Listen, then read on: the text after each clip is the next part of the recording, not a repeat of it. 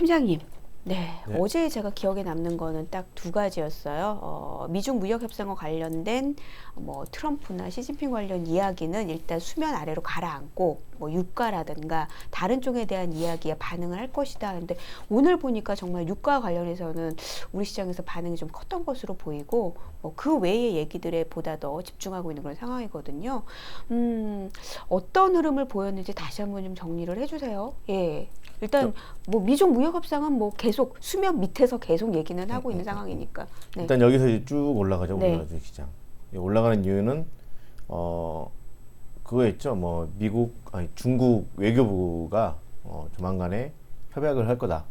협상에 들어갈 거다라는 발표라든지 뭐 어제 장 마감 후에 나오면서 대체적으로 그런 것들 때문에 강세를 좀 보였다고 보시면 돼요.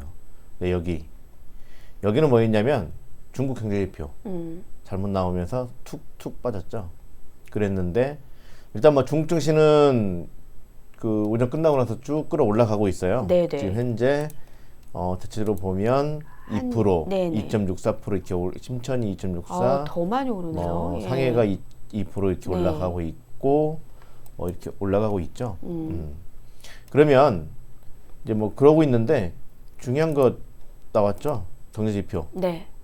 일단 뭐 마케리시에 넣어놨으니까 좀 보시면 될 것 같고요. 일단 고정자산 투자 이게 1월에서 4월까지 6.1% 증가에 그쳤습니다. 이게 6.2, 6.3, 6.4 갔다가 6.1로 줄어드는 거죠. 예. 근데 내부 상황을 보니까 정부 투자는 7.8% 증가했는데 민간 투자가 5.5% 증가에 그쳤고요. 3차 산업이 크게 증가를 했어요. 1차 산업은 오히려 1차 산업 같은 경우 이제 광고모면 이런 것들이 마이너스 0.1. 설비 투자 자체가 그쪽으로 하이테크 쪽으로 많이 옮겨가고 있다는 뜻이고요. 그다음에 뭐 비철금속이라든지 자동차, 운송 장비, 조선일 이런 것들은 급격하게 감소하는 모습. 그러니까 얘네들의 재고가 많기 때문에 그쪽은 투자를 안 한다는 거죠. 오히려 제약, 컴퓨터 통신 뭐 이런 쪽 고부가 가치 쪽에 대한 투자가 늘어나고 있고요. 그러니까 이게 보면 6.1% 증가에 그쳤다고 하더라도 사실은 향후에 그렇게 돼버리면 향후 중국 정부의 인프라 투자라든지 뭐 이런 것들이 여러 가지 조건들이 나올 수가 있기 때문에 나쁘지 않다라고 봐야 돼요. 6%대 이상이면요, 뭐 예. 나쁘죠, 근데 나쁘게 나왔잖아요.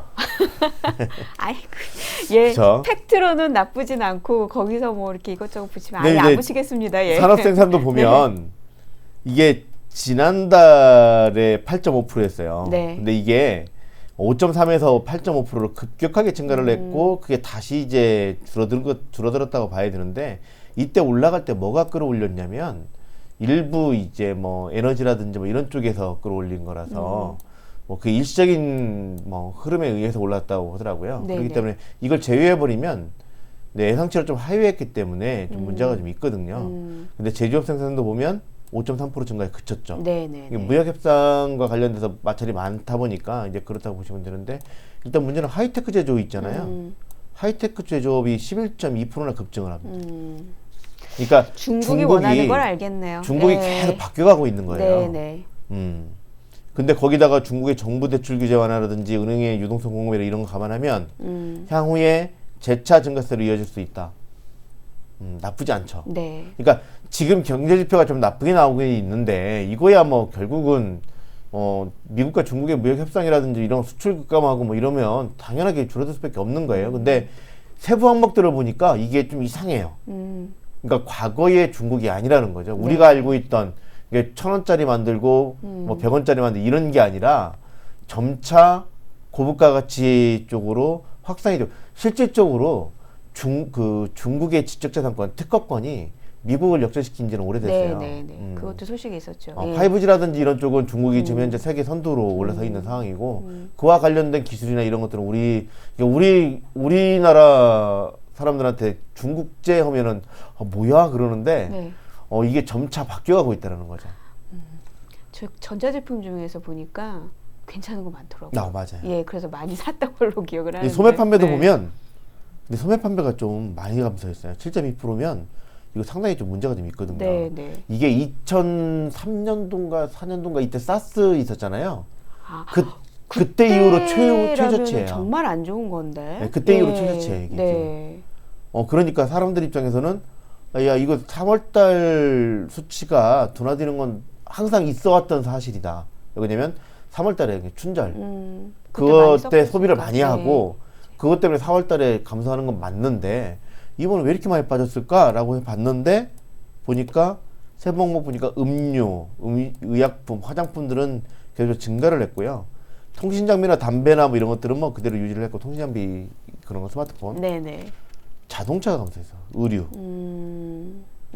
그다음에 1월에 4월 소매 판매가 전체 4월달까지 전체로 하면 8% 증가를 했어요. 나쁘지 않은 건데 특이했던 거는 온라인 소매 판매가 22.2%나 급증. 그러니까 네. 얘네들도 아마존처럼 바뀌는 거죠. 그쵸. 예. 그러다 보니까 전반적으로 나쁘게 나왔지만 향후 그 소비재 관련된 이게 소비가 나쁘게 나와 버리니까 중국 정부 입장에서는 여기에 대해 소비자 관련된 보조금을 지급을 하면서 경기부양책을 쓸 수 있다.